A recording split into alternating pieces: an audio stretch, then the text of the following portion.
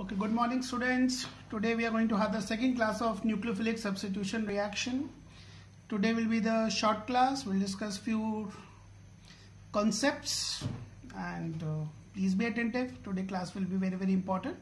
So please look on the blackboard. First of all, before we go on further, we have discussed around 11-12 nucleophilic substitution reaction in the last class. Before we start today's class, I need to clarify a term called ambident nucleophile. Ambident nucleophile. What is a ambident nucleophile? Everyone knows nucleophile means nucleus loving species, something with a negative charge or with a lone pair of electron something negative. Let's be clear about the term called ambident nucleophile. Ambident term is somewhat related to amphibians, like amphibians which can live both on land as well as water. Now let's see what is something related to that only. So let's see the ambident nucleophile. Ambident nucleophile is basically a nucleophile. It's a nucleophile which has two nucleophilic means nucleus loving, which has got two nucleophilic centers. Centers बोले तो atoms. Centers बोले तो atoms. So these are the nucleophile in which there will be two atoms which will love the nucleus. Let's see why and what are the examples. Examples are like cyanidine is an ambident nucleophile. I'll explain it in detail. NO2 minus, it's an ambident nucleophile. Let's see why they are ambident nucleophiles. If you see Cn minus, we can have two resonating structures. Cyanide has got this as a resonating structure. The other structure I can draw is like this. It's like this. It's like this. Like this. So you can see what happens is these are the two structures, the resonating structures of the cyanide. Due to these two resonating structures, what can happen is in the hybrid structure, the carbon and nitrogen, the two atoms which are there in cyanide, carbon and nitrogen, they will both be having a small negative charge. You can see in this structure, carbon is having a negative charge. In this structure, nitrogen is having a negative charge. So in the hybrid, we can draw the hybrid like this. I can show you. Like this, small negative charge over here as well as a small negative charge over here. So in the hybrid structure of the cyanide, there will be a negative charge on carbon as well as a nitrogen. So with the result, carbon can be attracted towards positive center because it is negatively charged. Even nitrogen will be attracted towards the positive center because it also has a negative charge. So in Cn minus, we have got two atoms which can love nucleus. What are the two atoms which can love the nucleus? In the case of cyanide, it will be carbon as well as the nitrogen. Both of them can love the nucleus. So that's why it is definitely at one time. Either carbon can get attracted or the nitrogen can get attracted. Okay. So what are ambident nucleophiles? Ambident nucleophiles are the one having two nucleophilic centers. Like in cyanide, what are the two nucleophilic centers? We have got carbon or nitrogen. Now if you see the structure of NO2 minus, it's like this. In this also what we have is there's a negative charge on oxygen, so it can act as a nucleophilic center, love nucleus. Nitrogen can also love nucleus because it has a lone pair of electron. So both the atoms which are there in NO2 minus, oxygen as well as nitrogen, they both are acting as a nucleophilic centers. So what are ambident nucleophiles? The one which has got two nucleophilic atoms, two nucleus loving atom, nucleus something positive. So in Cn minus, both carbon and nitrogen can love positive. In NO2 minus, both oxygen and nitrogen can love positive or will act as a nucleophilic center. What are nucleophilic centers? The atom which love nucleus, something positive. So after we are clear about the term called ambident nucleophile, we'll be discussing few reasoning questions today in nucleophilic substitution reaction. So you should be very clear. What is an ambident nucleophile? Ambident nucleophile is the one which has got two nucleophilic center. The one which has got two nucleophilic center. The one which has got two nucleophilic center. The first question that we are discussing is the one which I pointed out in the last class. I told you if you react Rx with KCN, the major product that we get is RCN. We get a nitrile, we get a cyanide. Same compound, if you react with AgCN, you don't get RNC, you get its functional isomer, that is RNC. What is RNC called? I told you at that point of time, they are called isocyanides. They are called carbylamine. They are also called your isonitrile. The CN is called nitrile, these are called isonitrile. So either way you can name them, isocyanides, carbylamine or isonitrile. We have to discuss this reasoning question. Why? Why does it happen? When you react Rx with KCN, you get RCN as a major product. When you react with AgCN, we get RNC as a major product. What is the reason behind this, what you call, fact? Now let us see what happens when you react Rx with KCN. Suppose you are mixing Rx and KCN.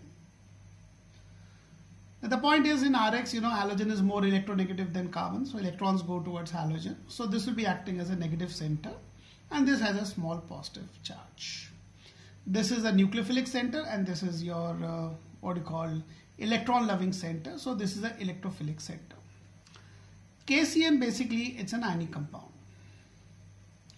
What ionic compound does is what it ionizes. So when you mix Rx and KCN, KCN will ionize, break up into ions. Since it is an ionic compound, it will break up into K plus and Cn minus. It will break up into K plus and Cn minus. Means K plus will be free, Cn minus will be free bit. Now what is going to happen? This nucleophile has to attack on R, the electrophilic center. What is electrophilic center? Electron loving center. So Cn minus is free, it has to attack on Rx. When Cn minus is free, it will attack on R either through carbon. The carbon can go and attach over there. Naturally, if it is going to attack like this through the carbon atom, it will form RCN. Other possibility is that the nitrogen, which is also free, it has a lone pair of electron, it is a nucleophilic center. It can go and attack on R plus like this. If this attacks like this, you will get the formation of nothing but RNC. So Cn minus, it is, as I told you just now, 3 minutes back, it is an ambident nucleophile. It's an ambident nucleophile, and it is free to attack on Rx either via carbon or through nitrogen. If it attacks, Cn minus attacks on Rx through carbon, it forms RCN. If it attacks through nitrogen, it will form RNC. Now the thing is that if Cn minus is given a choice, it like to attack through carbon. Cn minus will attack on Rx through carbon. As it leads to the formation of carbon, there will be a carbon over here, and this is a carbon. It leads to the formation of strong carbon-carbon bond.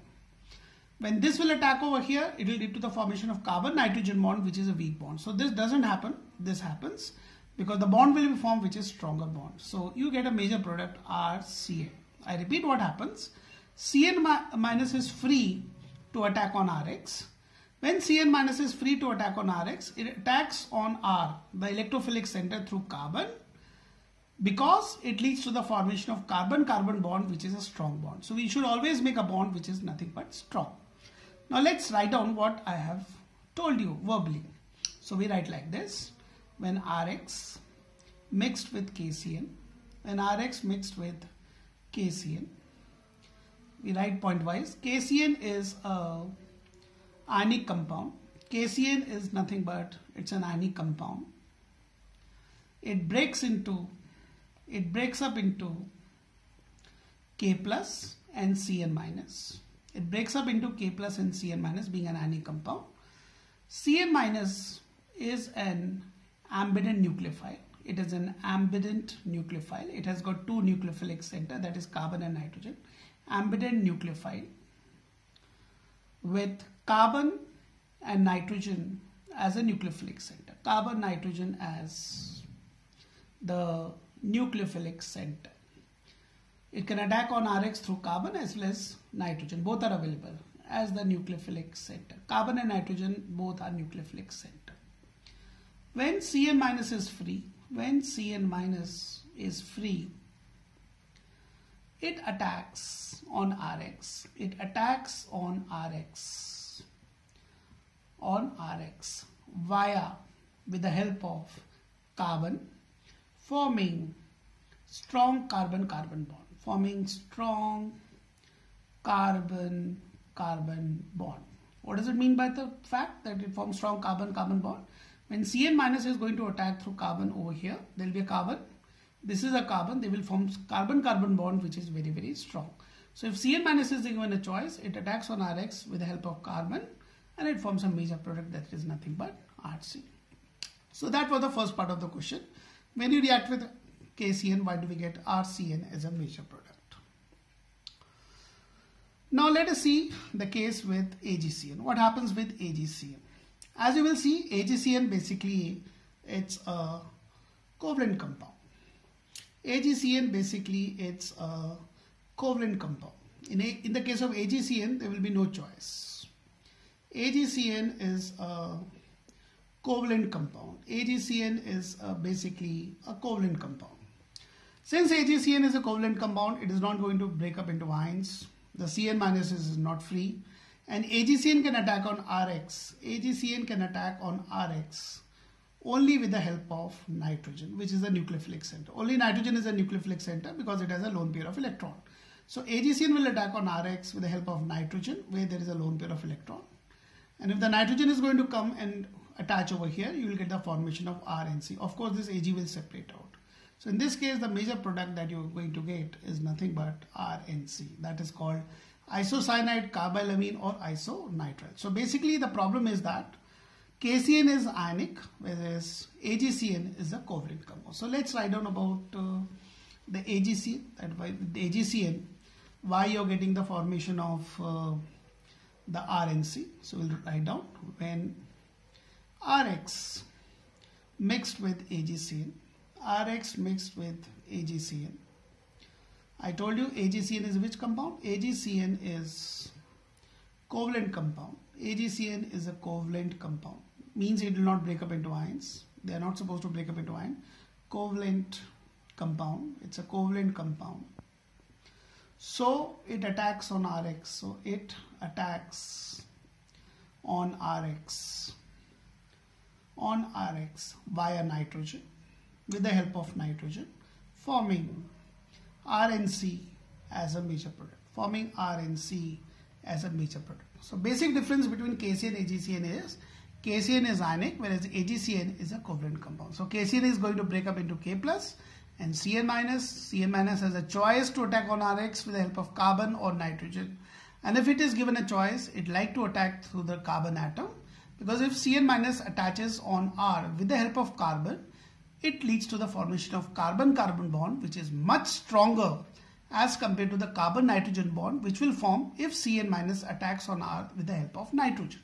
So choice given, it like to attack on Rx with the help of carbon, forming the main product that is nothing but RCN. So we've discussed what is an ambident nucleophile. We've discussed the case with KCN, why do we get RCN as a major product? With the AgCN, why do we get RNC as a major product? Now we are going to discuss the parallel question. The parallel question goes like this. We have already seen Rx. When you react with silver nitride, the major product that you get is RNO2, nitroalkane. But when you react it with potassium nitrite, you get the major product as RONO. That is called alkyl nitrite. Nitrite, nitrite. Why it is so? Now we'll see the explanation will be slightly similar. First of all, let's discuss with KNO2. When you mix Rx with KNO2, same story. KNO2 is basically an ionic compound. Now everyone knows what is ionic compound does. It ionizes, breaks up into ions. So it will break up into K plus and NO2 minus will be free.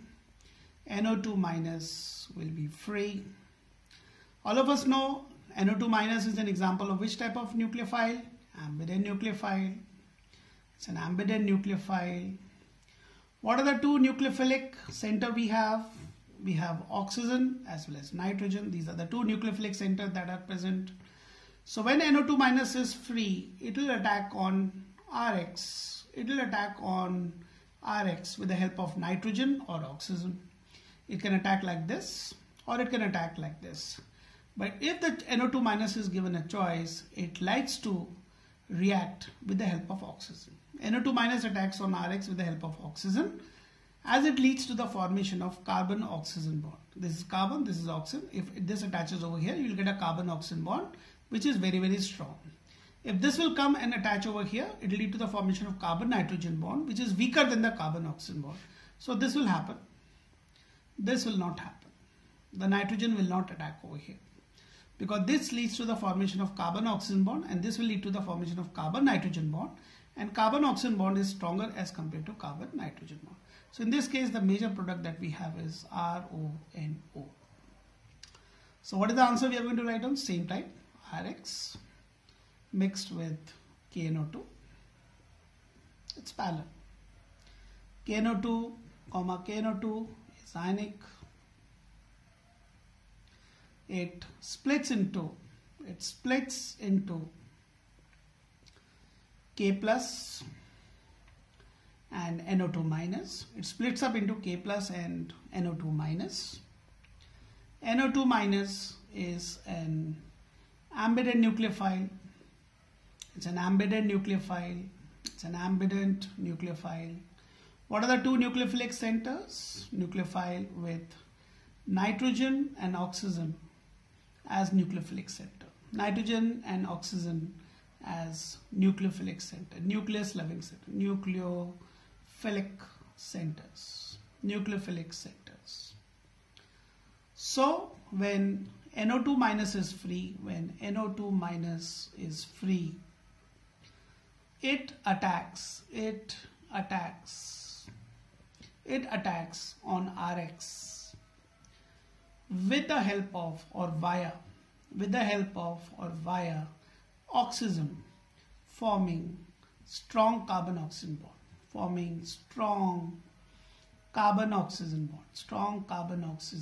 Strong carbon-oxygen bond will be formed. I repeat for you. Rx mixed with KNO2. KNO2 is ionic. It ionizes into K plus, NO2 minus. NO2 minus is free, ambident nucleophile. NO2 minus has got two nucleophilic center, oxygen as well as nitrogen. When NO2 minus is free, it likes to attack on Rx with the help of oxygen, as it leads to the formation of carbon-oxygen bond.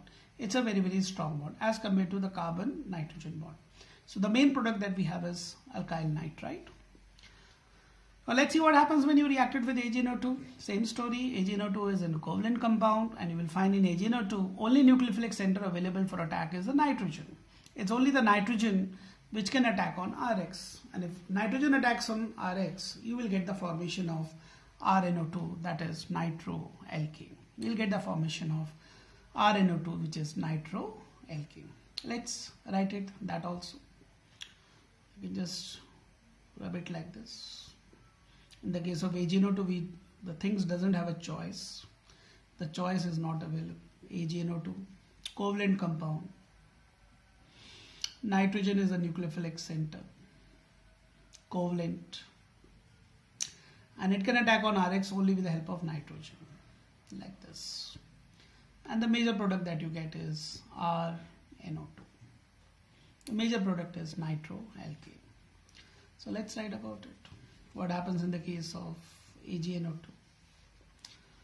So we write like this: Rx mixed with AgNO2 mixed with AgNO2, AgNO2 covalent. What happens if it is covalent? Covalent means it will not break up into ions. So with the result, AgNO2 attacks on Rx. Definitely after attack, Ag will separate out. Attack on Rx via nitrogen, forming RNO2 as a major product. RNO2 as a major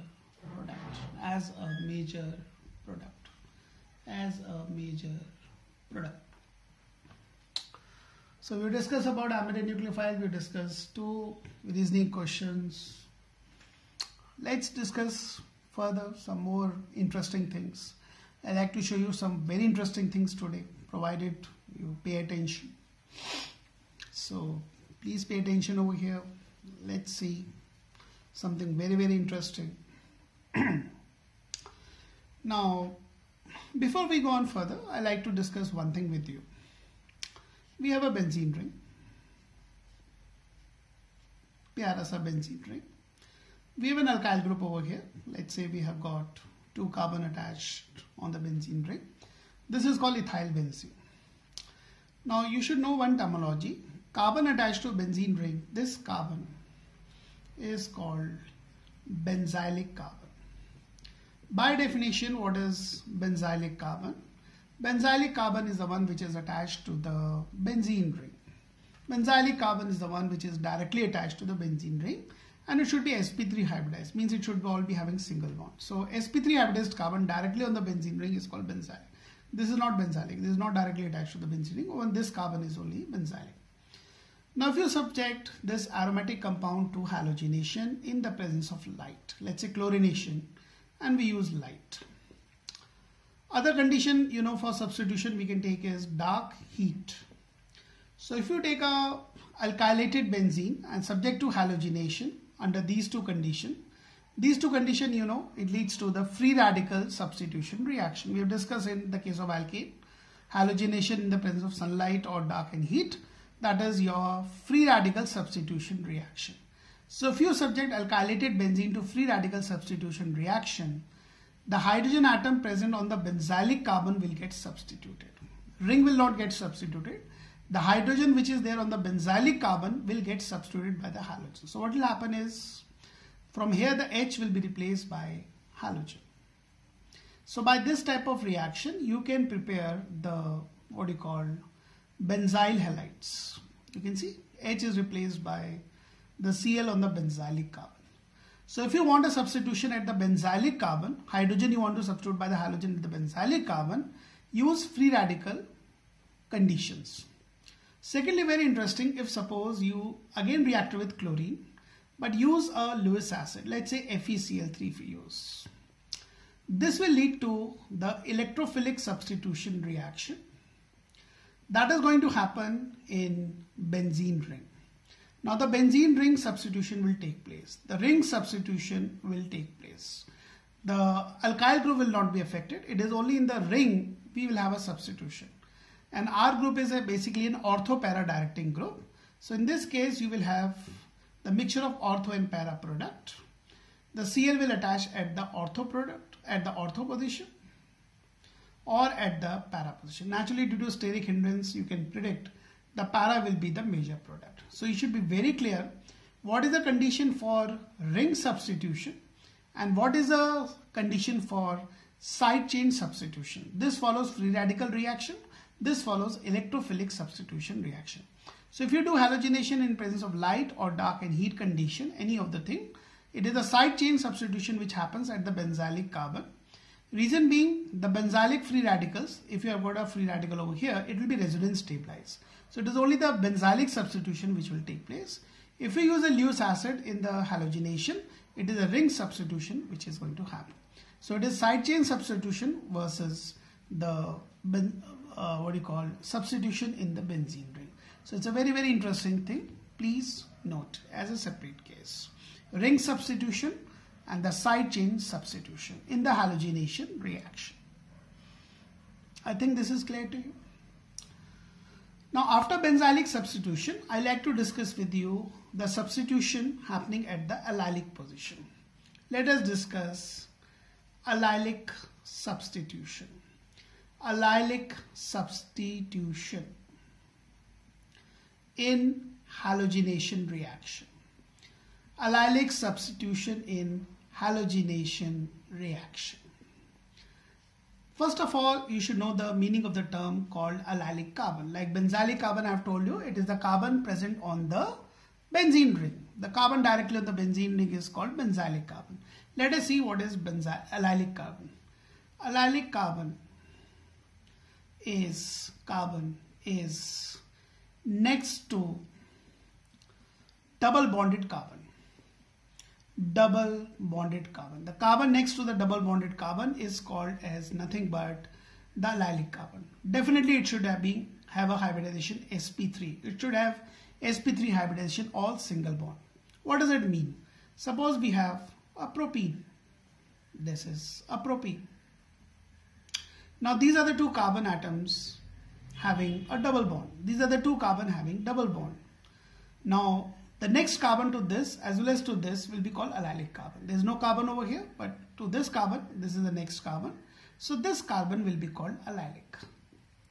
It has got all single bond, it is sp3 hybridized. So the carbon atom next to the double bonded carbon atom is called as an allylic carbon. Let me show you some more. For example, we have cyclohexene.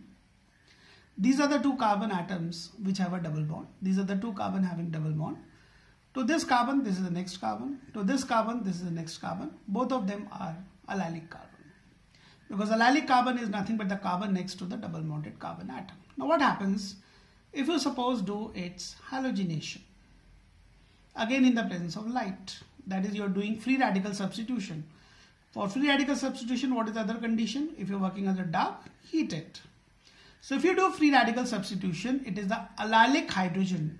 The hydrogen present on the allylic carbon will get substituted. So what you will get is nothing but the formation of the allyl chloride. The hydrogen from here will be replaced by nothing but the halogen.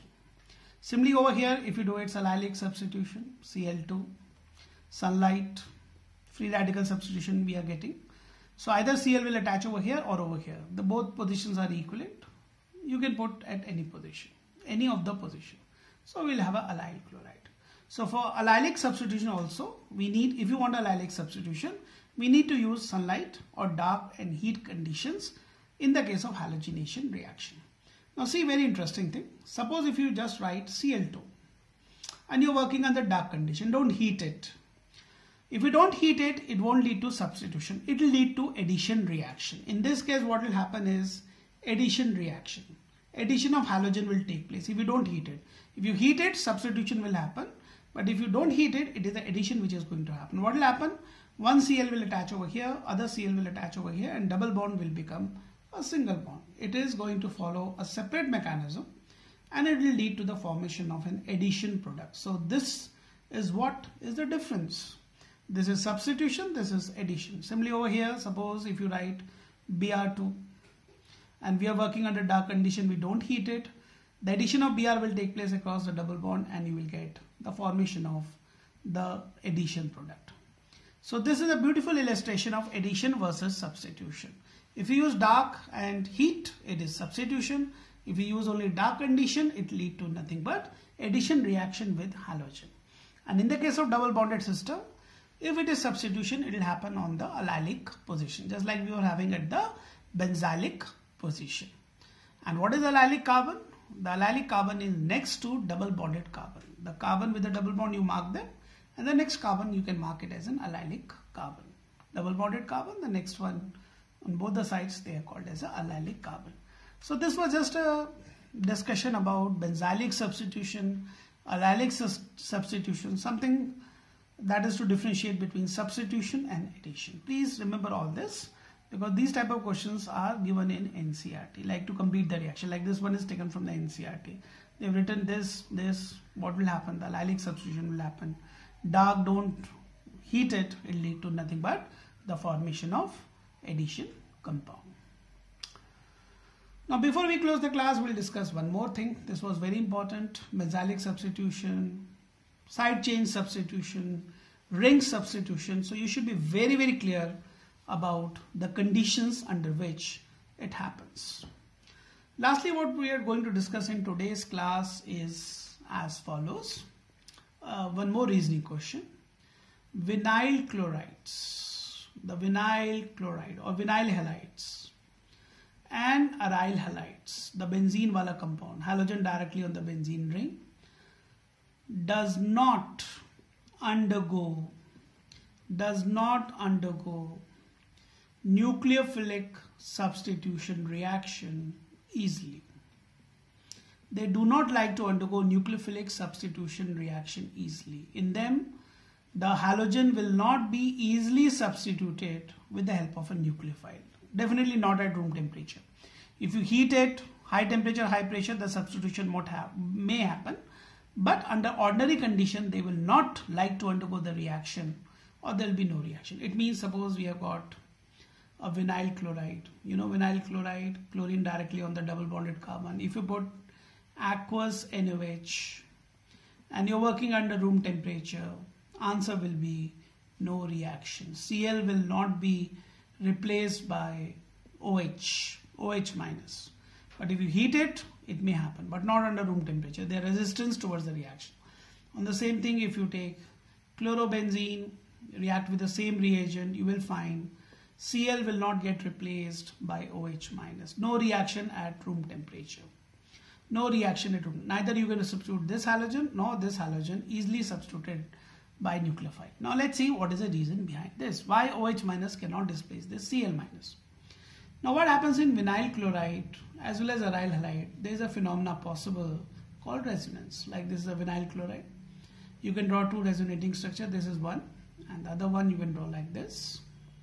So other resonating structure that we have is as follows. The actual structure will be the hybrid of the two structures. Let's draw the hybrid. And if you draw the hybrid, you will find that the carbon halogen bond or carbon chlorine bond will not be a single bond. It will be partial double bond character. It will have a partial double bond character, stronger than the single bond. This is having partial double bond character, difficult to break.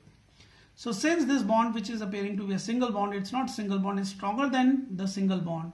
That's why this bond will not break and will not get replaced by nothing but the OH minus, because of the partial double bond character due to the phenomena called resonance. Even in aryl halide, you know, the resonance is possible. In fact, in this we can draw 5 resonating structure, just like in phenol we have done, anisole we have done.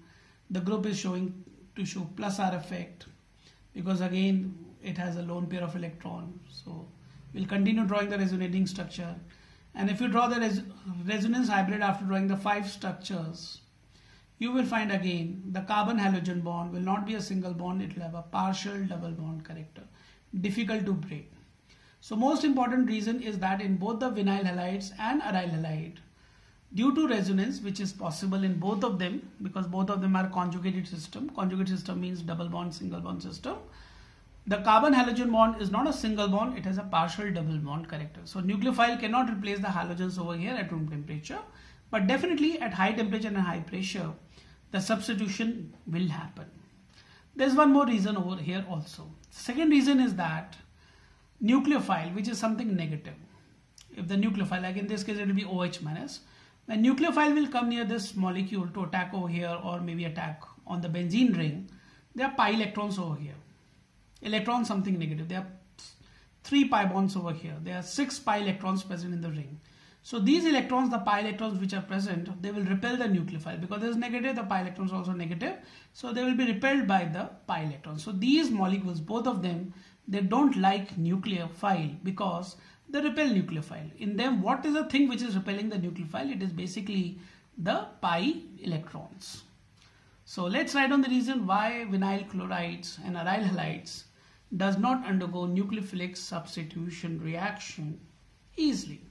Doesn't undergo nucleophilic substitution reaction easily. Though we are going to discuss about this aryl halide not undergoing nucleophilic substitution reaction easily also separately later on when we discuss the topic called halogenes or aryl halide. So the first reason we can write down is that in vinyl halide and aryl halide, vinyl halide and aryl halide, due to resonance, there's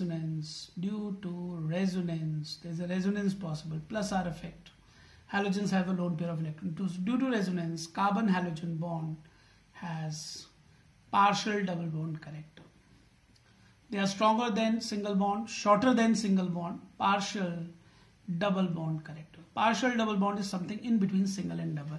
Shorter than single bond, but longer than double bond. Something in between, has partial double bond character. Difficult to break.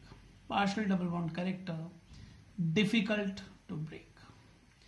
Difficult to break. So naturally, if the halogen cannot separate out, the substitution will not take place. Secondly, vinyl chlorides or vinyl halides and aryl halides have pi electrons which are loosely held, pi electrons which repel the attacking nucleophile, which is going to repel the attacking nucleophile, which will repel the attacking nucleophile. So the aryl halide and vinyl halide, basically they don't like nucleophile. They're going to repel them away. So these are the two main reasons due to which the vinyl halides and aryl halide will not like to undergo nucleophilic substitution reaction easily, but you can make them undergo only under very high temperature and very high pressure. Like you've seen in the preparation of phenol, chlorobenzene you can convert into phenol. You can react chlorobenzene with aqueous NaOH, but the temperature has to be as high as 623 Kelvin, not a joke, and the pressure as high as 300 atmosphere. Then only the substitution can take place. Otherwise, not. So this was a small class today. We've discussed some reasoning questions and we discussed really some interesting questions like what are the conditions under which the benzylic carbon gets halogenated? What is the condition under which the ring will get halogenated? Then we have discussed about allylic substitution. Also we have seen in the case of the alkenes, when do they undergo addition reaction with halogen? What is the condition and all that? And this particular example. Next class tomorrow we are going to discuss the mechanism of nucleophilic substitution reaction. That is how the nucleophilic substitution reaction happens in alkyl halide. Mechanism means pathway, actual pathway by which the substitution will happen. There are two pathways which we are going to discuss in tomorrow's class. By that time, please take care, study hard. Thank you. See you in tomorrow's class. Bye.